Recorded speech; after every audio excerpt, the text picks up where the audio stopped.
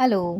आपण बायका किती हुशार असतो ना, कोणतीच गोष्ट फेकून देत नाही. ती कशी काय ते पुढे सांगणारच आहे. कबड आवरत असताना भरपूर अशा बांगड्या ज्या आहेत ना समोर हातात लागत होत्या. म्हटलं चला आज काहीतरी जुगाड करूयात, म्हणून मी जी बिस्लरीची बॉटल आहे ना तीच घेणार आहे. आणि ती का बिस्लरीच्या बॉटलचं मी काय करणार आहे ते पुढे सांगणारच आहे. बिस्लरीची बॉटल घेतली आणि जी सुरी आहे ना तिला गॅसवर गरम केलं, जेणेकरून ती गरम झाल्यामुळे जी बॉटल आहे ना ती मधोमधून कापून घेतली आणि कापल्यानंतर जी आहे ना तिची जी पोट आहे ना ते पूर्ण मोकळं झालं. आणि आता त्याच्यामध्ये मस्त अशा ज्या बांगड्या आहेत ना ऑर्गनाईज केल्या. याच्यामध्ये बांगड्या ना खूप छान राहतात, तुम्ही सुद्धा नक्की ट्राय करू शकता.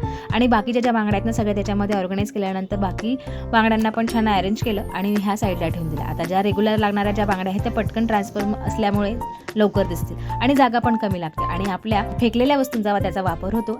आणि तुम्हाला कसा वाटला हा जुगाड मला नक्की कमेंट करून सांगा. संध्याकाळच्या जेवणामध्ये मस्त केलेली होती झणझणीत अशी पावभाजी, ती की सर्वांनाच आवडते. आणि या पावभाजीसोबत आमच्याकडे ना पुदिन्याची चटणी आणि पुलाव करावा लागतो, कारण त्यांना सगळ्यांना आवडतं. आणि याच्यामध्येच मी निंबू टाकून ठेवलं होतं, जेणेकरून चव जी आहे ना दुपटीने वाढते. अशी तुम्ही पावभाजी नक्की बनवा आणि मला कमेंट करून सांगा. आजचा होता आजचा दिवस. कसा वाटला व्हिडिओ नक्की कमेंट करून सांगा. पुन्हा व्हिडिओ काय छानशा व्हिडिओमध्ये, तोपर्यंत बाय बाय.